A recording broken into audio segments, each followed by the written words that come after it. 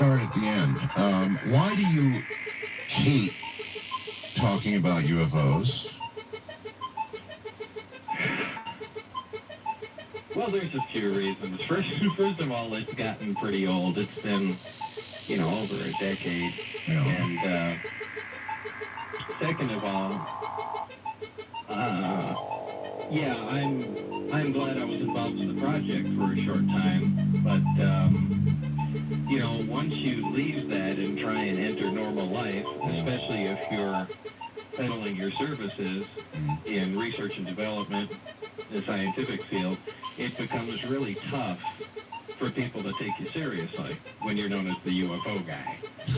So it's just hard to kind of divorce all that stuff. That's kind of the same problem that John Lear had, when he was working for the airlines. It finally got to the point where he had to say no more, and for years, of course, he didn't talk at all. Right. I know he had a lot of problems with that, and I don't know. That's something people just don't take into account. Got fired because of it, from one airline. Yeah, that's right. That's what I heard. How do you now remember that special year with John, or maybe it was more than a year, but the period of time you spent with John and you went through all of that? How do you now remember that? Do you remember it fondly? Do you remember it as something you wish you hadn't done, or what? Oh no, those are fond memories. It was fun and exciting back then. Before all the problems started and all the hassles from the feds and whatnot. But yeah, back in the early days before all this became popular and Area 51 was on the tip of everybody's tongue, we were sneaking around out there when there were minimal security and whatnot, and I had the test flight schedule at that time, so we knew exactly what was going to happen and what was going on. And well, you know what I'd like to know? Why did you, you at that time had a pretty damn good, secure job at an extremely secret place. What made you decide to grab John by the collar and say, hey, buddy, I can show you something? How'd you make that choice? I have to place myself back in that time. Well, it's that's kind of a loaded question, because there was a lot of stuff going on at that time. And, I kind of make a long story short. At the time, they were just calling me out, usually at night, on specific days to go out there when I initially started working down at the test site. Right. And, this was causing problems with my wife at the time, because I was keeping everything confidential, even from her. Sure. And, here 11 or 12 o'clock at night, I get this call, and I disappear. And, this happens time and time again. And where are you going, honey? I'm sorry, I can't talk about that. Right. Yeah, I'm going to work. I'm sure you are. Yeah. And as this goes on for quite a while, suspicions begin to build up. And, I kind of kept my friends at arm's length at that time, because I just didn't want any problems. I wanted all this newfound security to go smoothly. Sure. And was pretty much playing with the game. So it started causing suspicion in my friends and, immediate family and that sort of thing. So I decided to take the risk one night and just bring everybody out close enough to where they could see a test flight when I knew a test flight was going on. Yeah, but you had to know what you were risking, right? Oh, I did. And, I can't really say what the actual motivation was back then. Specifically what made it, what made me snap on that day. But, were you angry at them? Were you showing... No, not at that point. Were you showing off? There's nothing wrong with that, by the way. If that's what it was, that's what it was. I can understand. No, it really wasn't that, and that would actually be an easy answer, but it really wasn't that. If I recall, we didn't start butting heads until after that. Right. But that was about it. I think it was to alleviate suspicion and show, several of my friends what was going on. What was really going on. Yeah. How much during those sojourns, how much did you actually get to see along with John? While we were out of the area, or while I was actually working there in the area? Well, yeah, they're two separate things. No, I meant when you took John and others up there. How is what you saw, was it convincing for those who came along with you? There was no question in their mind about what they were seeing. Oh, no, there was no question. I mean, John hauled out his, even though we got much closer in than you can today near the area. Well, I have no idea what it's like today, but at least when I was last in Las Vegas a few years ago, you really couldn't get very far out on the road. But we drove in close to 10 miles, and you can't do that anymore. But John hauled out his Celestron 10-inch telescope, and from there it was quite a view. Mm-hmm. So, and you were seeing saucers. A saucer, yeah. A saucer. Mm-hmm. Hovering, moving. Yeah. Mm-hmm. Just lifted off the ground and hovered around. Do you have any idea, now of course you actually, it's another story, but I mean you of course got in to see the real McCoy. You saw how many saucers ultimately at S4? Oh, there were 9 total. 9 total. But, you know, these were seen at a distance. The only one I actually had direct contact with was the one that was being test flown. Uh-huh. Do you have any idea how they sufficiently back-engineered whatever in the hell they found inside that saucer to be able to test fly it? Do you have any idea what went on to learn about? I mean, there must have been... I mean, what was it like inside this thing? What was it like? If you were standing there looking at it inside, what would you be seeing? Well, I guess the most shocking thing about it is everything was one color. There was no aesthetics at all. Everything was a light gray, and it was as if, and I've said this before, it was as if the entire device was carved out of wax, heated for a bit and cooled off. There were no sharp edges, no right angles. Everything was rounded and smooth, both inside and out. There were no seams or anything like that. It Like it had been done from a mold or something? Right, like a giant injection mold of some sort. But, so that's it. Yeah, I mean, that was probably the most obvious thing you'd notice when you walk in there. It just didn't look conventional at all. Any idea, again, I mean, from that, could you see, how did they navigate this thing? Were there buttons? Were there joysticks? Were there, what sort of... I have no idea. No idea. No. And so you would have no idea then how they back-engineered. It would have to be a pretty dangerous thing to take a craft that you just had and try to figure out how to fly the damn thing. I imagine so, and from the stories I've heard, that it was quite a dangerous thing, but unfortunately a lot of this went on way before I ever got there. And obviously they had at least found out to some extent how some of the systems and subsystems operated. Mm-hmm. Do you know how they got their hands on these in the first place? I mean, how did they get them? I don't know. Unfortunately, a lot of the information's compartmentalized, so no one person has the whole story about everything, and that's typically done in any government project. Absolutely. So nobody can walk away with, the whole project or knowledge of everything. But, I wish I had the complete picture of what was going on. Even just smaller pieces to the picture I did have. I would be very interested in how the navigational system operated. That still kind of puzzles me, as do flight controls and things of that sort. And propulsion? This element, what is it, 116? 115, yeah. 115. 115. Do you have any concept of how the propulsion system did what it did? I know how a jet plane moves from A to B and so forth and so on. I mean, how was this element 115 used to move the craft? What kind of propulsion system is it? It's a gravity propulsion system, something that's completely alien to us, if you don't mind saying that. That's a good word. Yeah. instead of an action-reaction system, I guess the analogy I always use is if you go put a bowling ball in the middle of your bed and 3 feet away from it, push your fist into the bed and push down really hard, the bowling ball rolls towards it. That's correct. And what happens in these craft, well, in this particular one anyway, there were 3 gravity amplifiers in them. And what these are long tubes that are in the belly of the craft.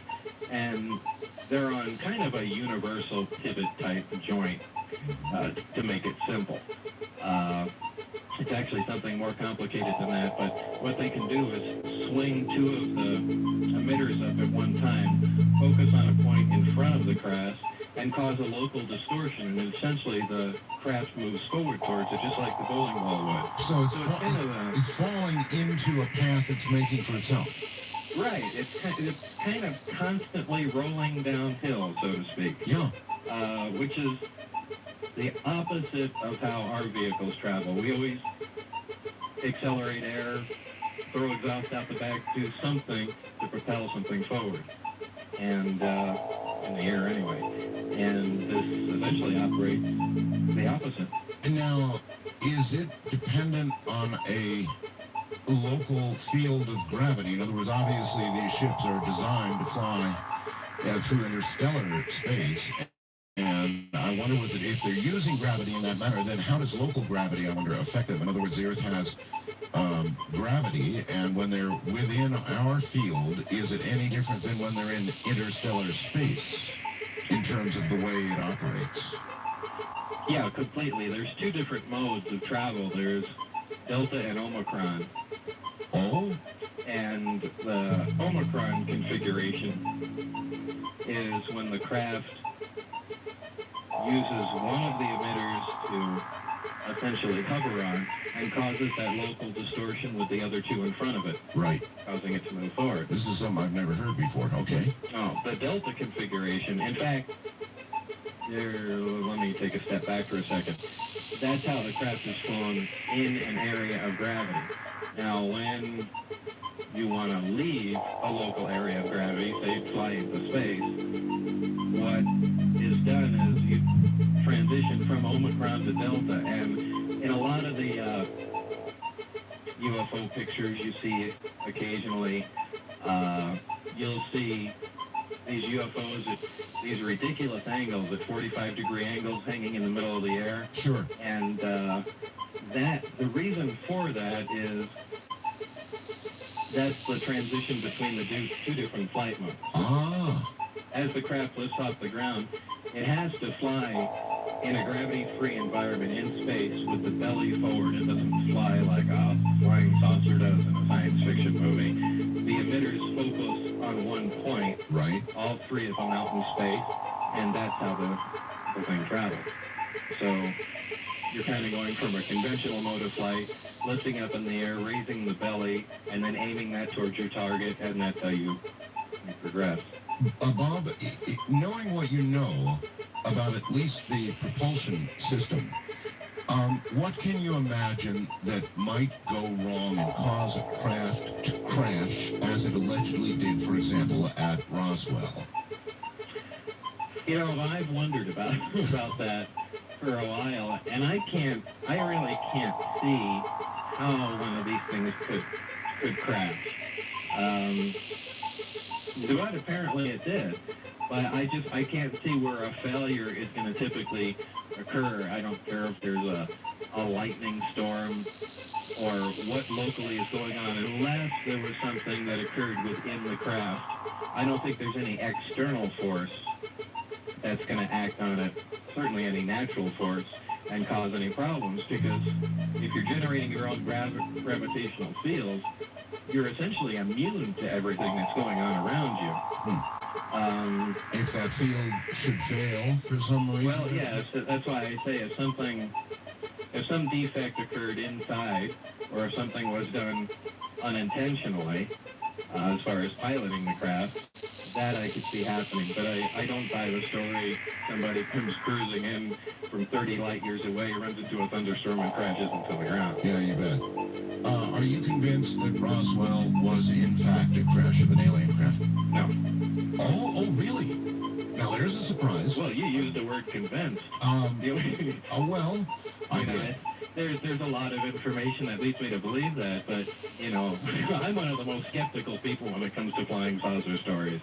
And I know that almost sounds hypocritical, but that's just the way it is. Becoming involved with, one aspect of it, kind of cemented that in my mind, but, boy, there's lots of wacko stories out there, and I'm sure you've heard your share of them maybe more than anybody. Perhaps I have. But if this propulsion system, it could mean so much for the world. If we knew how to manipulate gravity in that way, that obviously would be a power source that could be harnessed and utilized in a world where we're running out of coal and oil and all the conventional stuff we've used. We really badly need another energy source. When you saw these saucers, it was how many years ago now? Well, it was in 88, 89. 88, 89, and now, 2003, we're starving for energy. We're probably going to have wars. We are having wars because of it, and there'll be more wars because of it. So why do you suppose, Bob, that all of this has been kept from the world? I don't know. There's also a tremendous weapon potential here. Oh, that too. A tremendous weapon potential, maybe more so than energy, because as far as duplicating the power system, well, you need access to materials, elements, things of that sort that we simply don't have and cannot fabricate. And, well, they'd be making weapons. Well, yeah, of course. If you can control, I think I said this on my last interview with you, we have devices that can produce magnetic fields. We have devices that can produce artificial light. But, the big gap is we don't have a machine that can make gravity. There's nothing that does that. Well, that's a big gap in physics. Or we haven't made it public. And the question is, why is this technology still buried? I tell you what, we're at the bottom of the hour. Hold on, Bob. We'll come back and we'll jump right back into the same place. The ability to create or manipulate gravity, some incredible thing to be sure. And Bob, we were talking about the energy needs of the world, and then you brought up weapons, and you betcha. Do you believe, for example, that they have, in fact, developed weapons using this technology and that we have them now in our arsenal? My own personal belief, absolutely. Absolutely, huh? Absolutely, because I saw evidence of that even when I worked there. Part of the briefing contained a couple hints about using gravity as a lens, or one of the gravity emitters as a lens to focus energy weapons. So, which, to take a step back, if there's particle beams and other energy-type weapons of that sort, disperse quickly in an atmosphere. And it's kind of hard to keep a focused, intense beam on your target. But if you can manipulate gravity, you can really change the dynamics of that. So, what would such a weapon do? Well, what they were using a technology there essentially to focus something that's conventional. But if you could maintain the energy density, maintain essentially a tight focused spot right. of any high intensity energy, you could burn, penetrate, destroy different targets. But also, it's also a great defensive thing, because once you start talking about manipulating gravity, and you can create a gravitational field in any plane you wish, the things that become possible are what we consider science fiction. Now, the popular shields in Star Trek become possible now. Well, how about the not quite so as fictional suggestions made by Ronald Reagan about Star Wars? Right. You gotta wonder if some of what that man said at that time came from some knowledge he might have had about what was possible. It could certainly have had. I've heard several people talk about Reagan in that way, and I know he made several of those Yes, he did. speeches with making reference to aliens invading the Earth That's right. and whatnot. But yeah, that's very possible. Certainly, that would have been one of the early conclusions any military mind would have drawn, and that could have easily made it to the top to the president. Ronald Reagan was somebody who said what was on his mind, to the consternation of many around him. He'd just say what was on his mind, and to hell with the consequences. So one does have to wonder about that. But still, there it is. Maybe we've got the weapons. We didn't use them in Iraq. No, I think these are way too valuable to use in combat. These aren't things that have been produced. If we have any, we're using the parts from the craft and their prototypes, and I don't think anybody is risking putting these valuable things into battle. I think it's, unless we've developed another source for the materials or have been able to duplicate them, in the past 10 years, I really don't see that we're going to be going anywhere with that. But who knows? Maybe by this time, research has continued and they've actually come up with something. One of the key things that John Lear did during our last interview was he said, "Hey, Art, I'm going to take you to a briefing, and you're going to get to say whether you think all of this, there should be total disclosure about everything the United States government has done since day one regarding this whole issue of extraterrestrials, what we learned, what information we have, how we got it, what we've done with it, the terrible things government has done to protect the secrets and all the rest of it. I'm going to lay it all out for you, and you decide whether or not it should be all publicly disclosed." Everybody in ufology is screaming for disclosure. And so I'm wondering about you, Bob. If you had a litany of things laid in front of you that we had done, some of them pretty terrible, if you buy it, would you say that there should be full disclosure, or is this something better kept from the American or the world public? Well, it's not better kept from the American people because, we're supposed to be the government. We hire these guys, elect them to their positions to take care of business. Yes, sir. So nothing is supposed to be kept from us. However, there are other countries. We do have an awful lot of people in the world that just hate us because we're alive. And, if you're concerned about weapons and proliferation of things of that sort, you do need to keep certain things secret from the rest of the world. However, it's one of the things that I had said initially, go ahead and keep all that stuff secret, but just admit, hey, by the way, a long time ago, we ran into some of these things. This technology is real. There apparently is actual intelligent extraterrestrial life somewhere else. And, we have a few artifacts and, go ahead and release some stuff to the public that, look up here, here's a hinge made on another world. Just something generic. And, keep all the other stuff secret. But then I can also see the flip side of that. That's going to whet everybody's appetite, and there's going to be a furor over, disclosing the rest of the information. And if the government's been keeping that secret for so long, what else have they been keeping secret? But I don't see the government coming clean with any of this stuff. I mean, they're up to all kinds of no good, so... Do you believe that there is a government behind the government, sort of pulling the strings, as it were? I don't know about that. I think ours is pretty screwed up as it is, so I don't think it needs anybody else pulling any strings. Yeah, you're right about that. But surely there is some method for keeping this gigantic secret, and not all politicians, nor even perhaps all presidents are told about the existence of that. Do you believe that? No, I think very few people know. And one of the things they told me, which was one of my first comments there when I finally knew what I was working on, how do you guys keep this secret? Yeah. And what they told me was, this is the easiest thing in the world to keep secret, because it's so unbelievable. And, when you really think about it, they're right.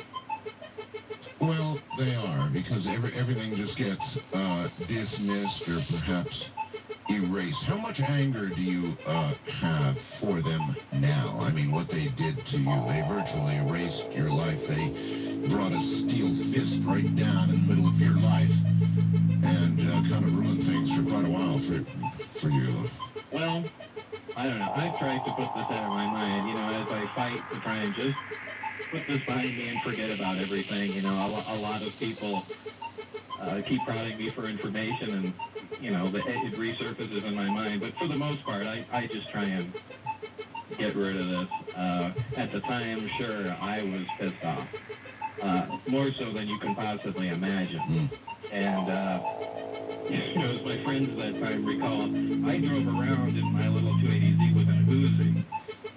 That's the kind of trouble I expected, and I didn't go anywhere without it.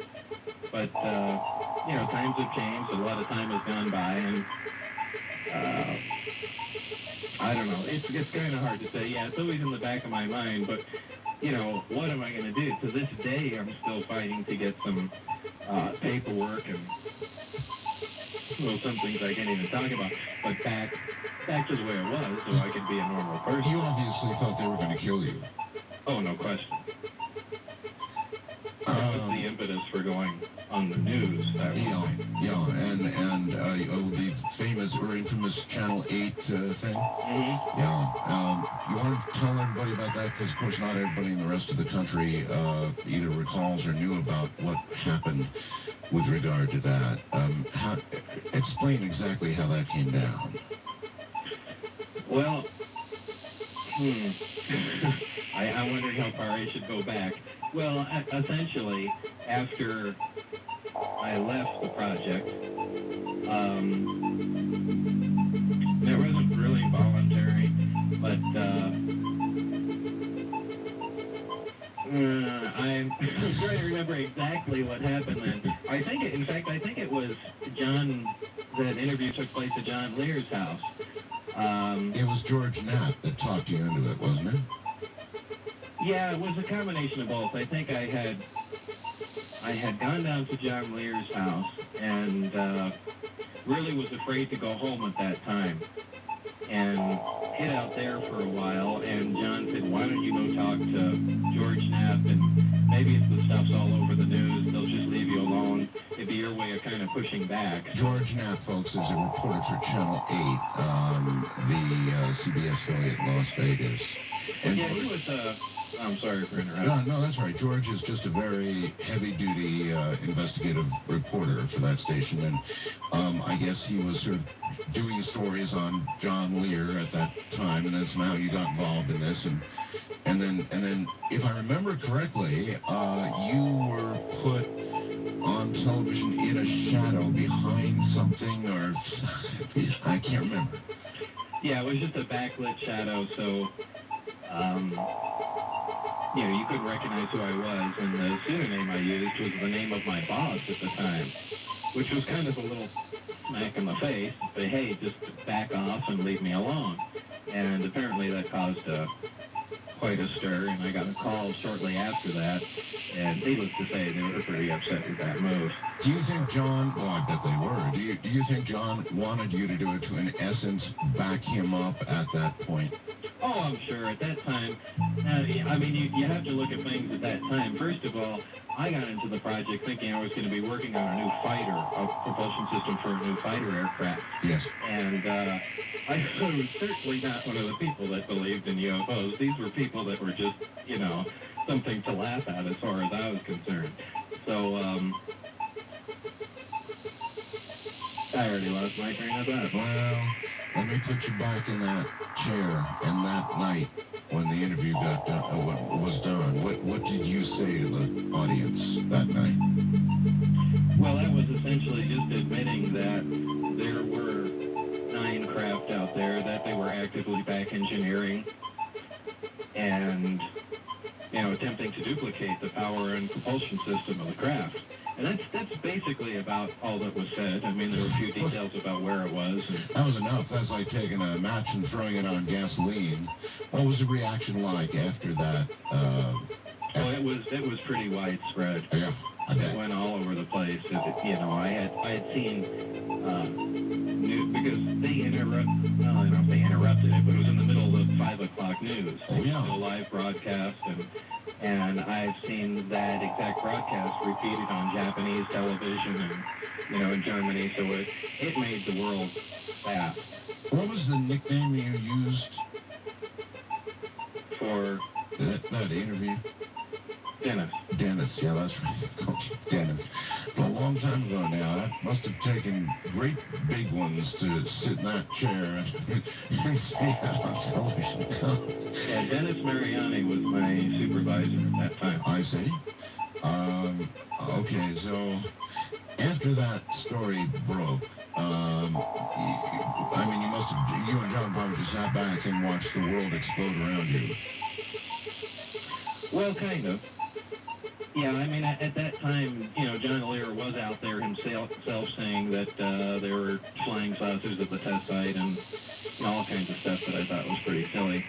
But as it turned out, he was right. I don't know what information source he had at that time, but he'd been telling you and saying that, so I guess maybe that's the reason that you went to John as dragging along, saying, "Hey, I got something to show you." Maybe you just sort of felt as though you owed it to him in some way, huh? Maybe. I actually can't remember the exact reason, but it was just the people around me at the time I felt obligated to at least give a peek to. Wasn't the tester company that makes models came out with a model of a UFO, of a flying saucer, quite a unique scale model of a flying saucer? I have one of them. And how much of your input was used to create that model? Oh, 100%. 100%? Yeah. Yeah, John Andrews from Testers just sat down and said, "Hey, we want to make a model of this, and you want to help us or not?" Yeah, okay, this is it. And they brought a couple guys in, and off the top of my head, I tried to remember some dimensions, and we did some initial drawings, and the craft just didn't look right. And he had a couple friends that were, I don't quite remember what they were skilled in, but in any case, they were able to get the correct dimensions by me recognizing the sizes of known objects at various distances. Sure. And they kind of, back engineered it from that, and were able to get the proper dimensions. And when the drawing was done, that did look correct. And I think I'm more comfortable with the final drawings and dimensions they came up with. And I think came up like to 52.8 feet in diameter or something like that. Well, when you look at the tester model today, do you look at that and say, "Yep, that's what I saw"? Yeah, no question. But they hit the nail on the head with that. Really? Yeah, that's exactly it. How long a process was that for you to accurately, finally, I guess it's like going to a police station and going to a sketch artist and have them finally come up with something that matches, the person you saw. If I remember, it took a while. It probably took a month on and off of going over drawing the layout over and over again, and having these guys look at it and then scale it up and see if things fit. But it did take quite a while. All right.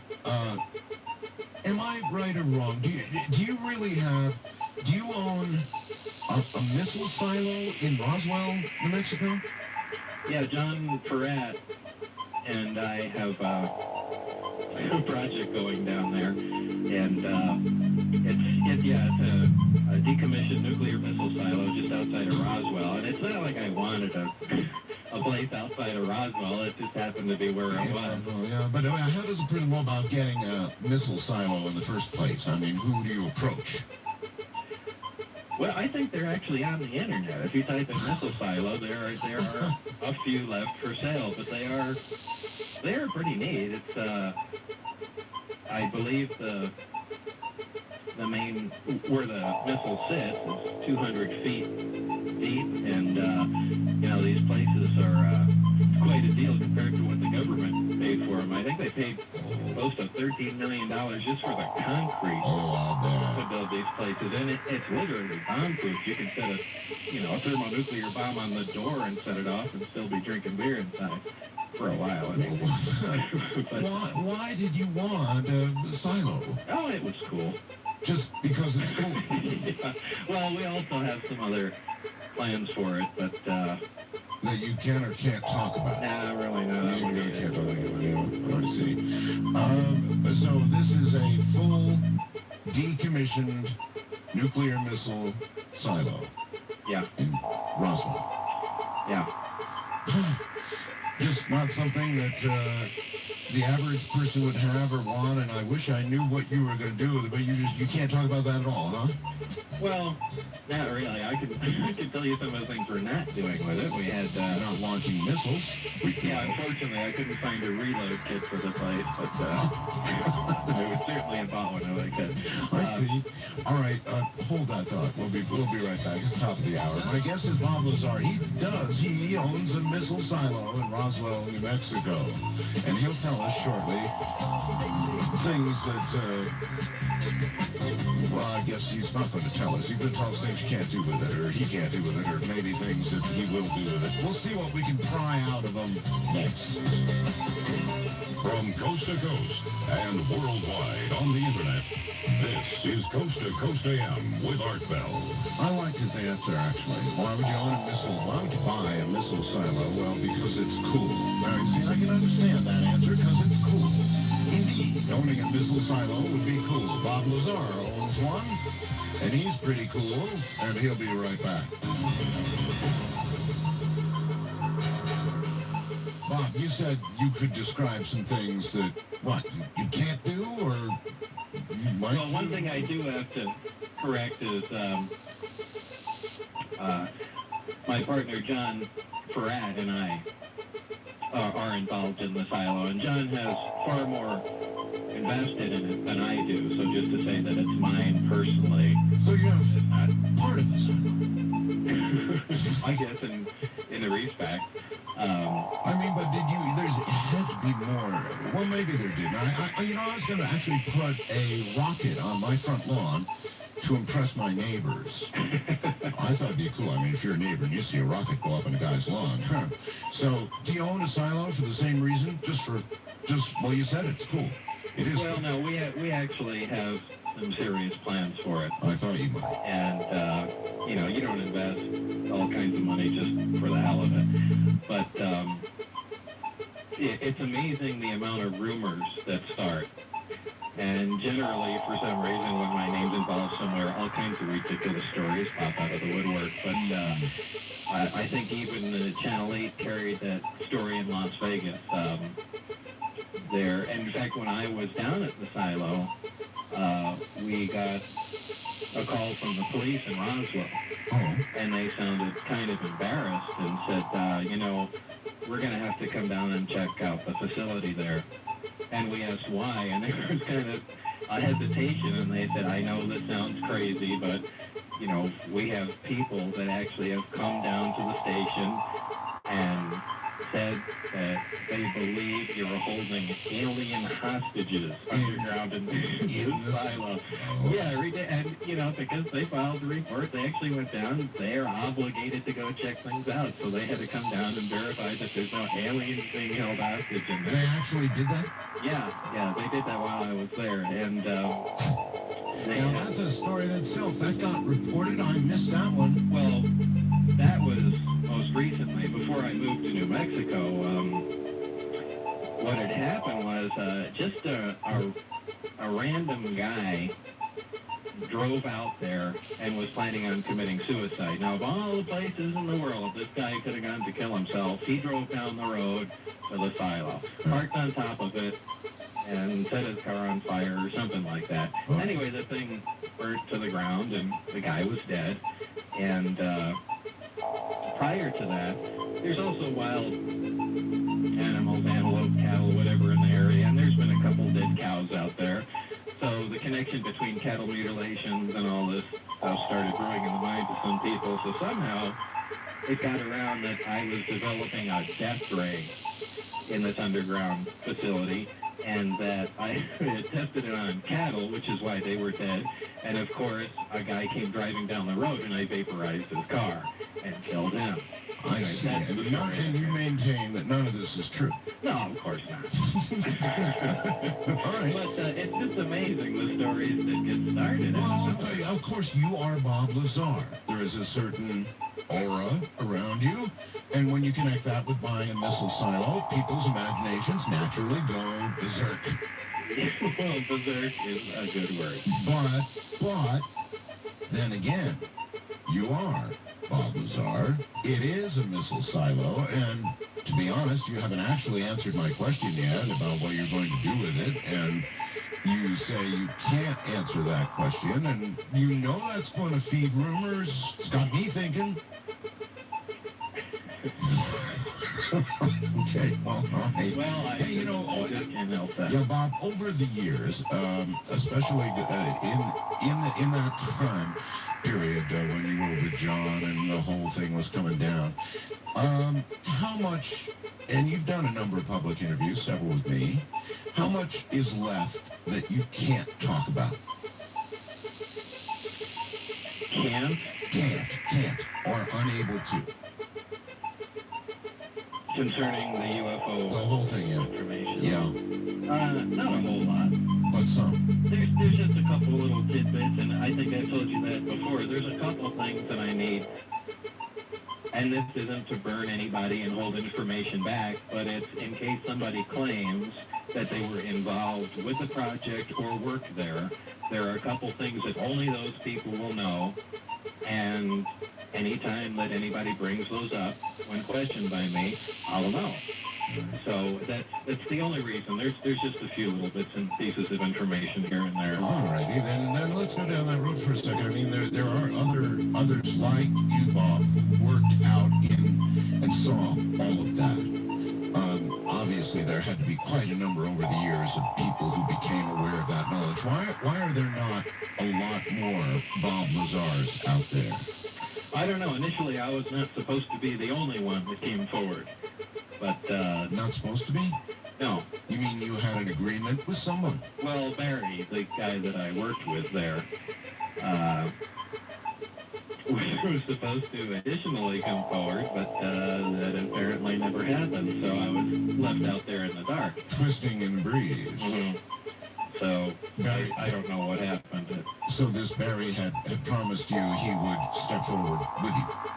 Well, kind of, and, you know, I wonder if it's wise, really, to comment too much on that, because I don't know what Barry's situation is now, but we had talked about things. But if somebody were to come forward and claim they had seen what you saw, they also know it to be true because they worked there, you would have a couple of questions you'd be able to ask them that would verify the authenticity Oh, of sure, it. instantaneously. Instantaneously. Yeah. All right, now why did you move? I mean, you've been a very long time desert rat out here in the Las Vegas area nearby me, and of course, the infamous Area 51S4 and all the rest. I mean, you lived here so long. Why'd you move? You know, after a while, Las Vegas gets to you. I was there, and certainly working at the test site was fascinating. Mm-hmm. And a little bit of the work I did there when I initially moved to Las Vegas. But after that, being out of the scientific field, I really went stagnant and really didn't produce or do anything that I really considered worthwhile, and just needed to get out of the Las Vegas environment completely. And New Mexico, especially around the Albuquerque area, you know, you have two of the most prominent national nuclear labs here, Los Alamos and Sandia, and, you know, the cities here are filled with PhD scientists, and it felt good to get back into the mainstream of things. And, you know, in the short time I was here, in the first 18 months, I just began to actually produce what I considered decent work. I started filing for patents and, now, working on the hydrogen system and Yeah, I want to talk a several little other bit things. about that, as a matter of fact. Yeah, patents and on hydrogen fuel systems, and I know you've had them in your car. You've run your car on hydrogen. Did it for a long time, right? Right. Whatever patents you have, what's this about a SWAT team coming in and grabbing all of your data and computers?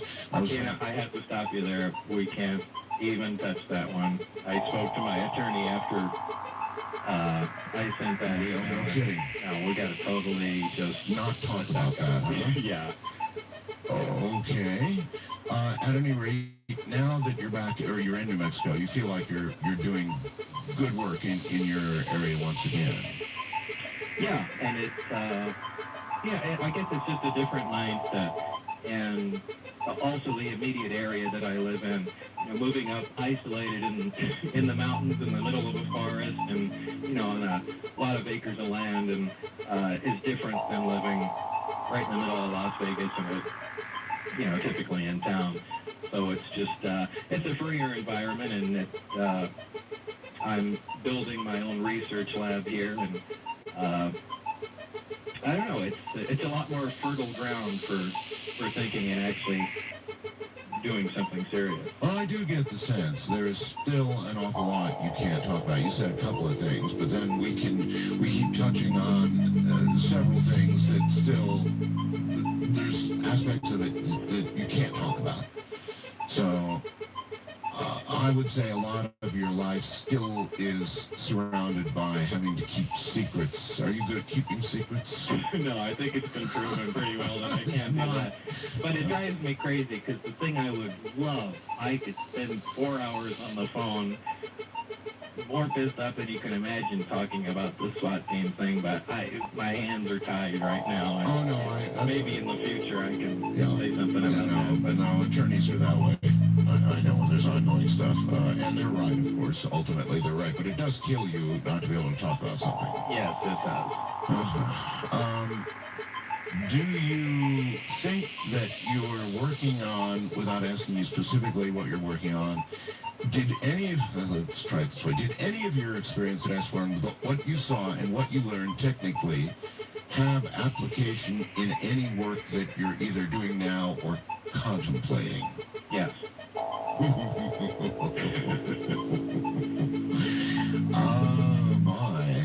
Yes.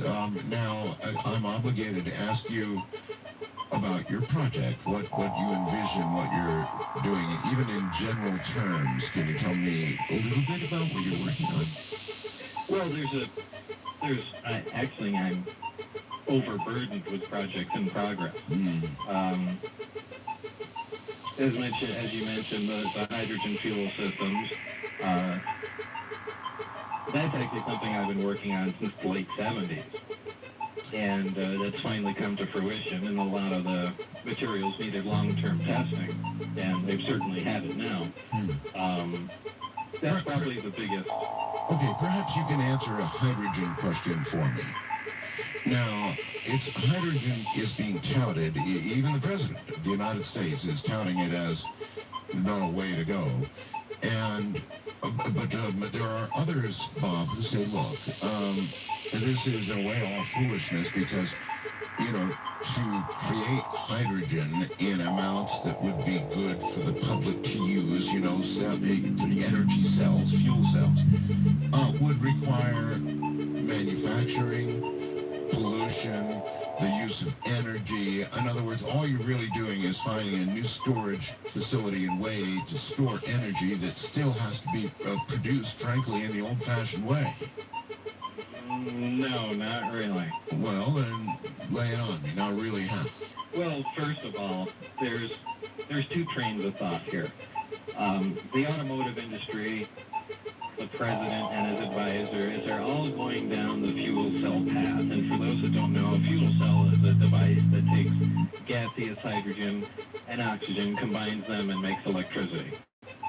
and the little fuel cell water dribbles out of it because when the hydrogen and oxygen combine, That's the only byproduct is water. right. And so you could use these in cars or to power homes or whatever, right? Right. Well, you can use these things, and their car of the future has fuel cells and an electric motor, and that's how the car is powered. Now, that's very efficient. It's around 35% efficient overall, and that is pretty neat. However, all the technology's not there. The vehicles will be fantastically expensive. None really exist right now in production. And what about the billion cars that are on the road now? What, is everybody going to dish out $175,000 for a new car? And on top of that, they want to just replace gasoline pumps with hydrogen pumps and sell you the fuel again. All right, let's get back to refuting this. In other words, no matter how it works, Bob, and it sounds like you're almost more on the negative than the positive side of this, but I mean, no matter how it works, aren't conventional fuels going to have to be used in copious amounts to produce these cylinders of hydrogen? No, I don't. How do you The system figure? that I came up with, first of all, converts a conventional car to burn hydrogen conventionally. And No fuel. with how much cost? Well, let me get to that in a second. All right. The actual conversion is not that difficult and not that terribly expensive. I have not used any energy producing any of the hydrogen that I make as far as power off the grid, fossil fuels, or whatnot. Hydrogen is easily electrolyzed by water. You know, if you need to prove it to yourself, take a 12-volt battery, put both wires in the water, add a pinch of salt, and you'll see bubbles coming off of one side. Well, some off the other, too. That ought to be hydrogen. Right. Anyway, it's easily produced, and it can be produced with solar panels or a wind turbine. I use solar panels. That's where all my hydrogen comes from. I fill up the Corvette with it, and we drive 700 miles on it. And the car will also run on gasoline. All right. So, All right. So that's perfected. I mean, it works, right? right, and it's worked for years and years and years. All right. Let's say I buy a conventional automobile for, I don't know, 20, 30 grand, something like that. What would it cost to convert a car like that to hydrogen? Well, the big hang-up right now has been the actual storage medium. You don't want to store hydrogen as just a compressed gas because it's dangerous, it's flammable, and on top of that, you need thousands of times more space to hold the hydrogen than you would an equivalent amount of gasoline. Okay. So it just doesn't work. Right. You don't want to store it liquid because that's cryogenic. It's dangerous. It's just a big thermos bottle in your tank, and it's another big headache. The third way is the best way, and that's a metal hydride. And this is a granular material that absorbs hydrogen like a sponge absorbs water. Mm-hmm. And it only releases the hydrogen when it's heated, and when it's not being heated, I can fire incendiary bullets through the hydride tank, and it just smolders like a cigarette. So it's extremely safe. Wow. And this is a material that I store the hydrogen in the vehicles and for home use. Is this the subject of a patent? Yes. It is. Yeah. Now, there are various hydride materials, and some were actually very difficult to get a hold of because some of them, like lithium-6 deuteride, which is a hydride, actually, well, the material I use is a hydride. Yeah, the only use for that material is in thermonuclear bombs, and it's restricted, obviously restricted for sale. Yeah. And the only reason some of these hydrides are manufactured was for the weapons industry, and they're done so in such small quantities, the cost was very high. For instance, to convert the Corvette just for the tanks of hydride, we were looking at $15,000 without the hydrogen conversion itself. So this is, you know, that's a pretty large price tag. Out of line right now. Right. But if this whole thing were perfected and you had access to the materials and it were done in mass, I'd like to get some idea of what it would cost to convert. Well, we've been working with the hydride manufacturers, and they promise a 70% reduction in cost in volume production. So Does that make it viable? very much so. I mean, wouldn't you pay between $4,500 and $6,000 to have your car converted. You'll have your hydrogen generator at home, so you can drive locally and even up to 700 miles away on hydrogen. And if you want, you can always put gas in the tank and the car will switch over to gasoline. Well, I've always wanted to know, would I need to do that? Would hydrogen give me the same equal amount of horsepower? Would I be happy with a hydrogen fuel? You get a little less, for instance, in a larger engine.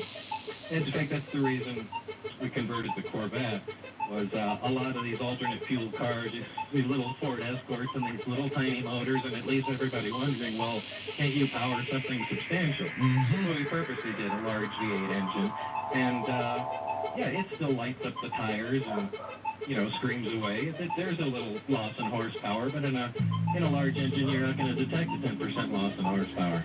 But you're still having a lot of fun, though. I mean, it's enough horsepower that generally most people are going to be happy campers. Oh, sure, and most people are willing to pay that price tag if they never, ever have to go to a gas station again. And who wouldn't? On top of that, you're not supporting, the oil cartel. That's right. Or anything else that's going on or polluting the air. And by the way, it's probably going to screw up my little scenario pleading for some more Bob Lazars to come forward. But out of curiosity, Bob, tonight all across the world, people who have been involved up at Area 51 S4 have seen what you have seen. These people, they're probably listening, Bob. A lot of them are listening, you can be sure of it, actually. And so, what would you say to these people? Would you say, you know what, Art's right, why don't you go ahead and email them, and why don't you come on and tell what you know? Would you advise them to do that? No. No, I knew you'd screw it up. Don't tell anybody what you know. Take my word for it. I knew you'd do that. I knew it. Yeah, well, that really is my message. Just forget it. Forget it, huh? Just forget it. Don't bother saying anything. It's not worth the hassle. It's not worth it. It's not. And for the most part, nobody's going to believe what you have to say anyway, so don't even think about it.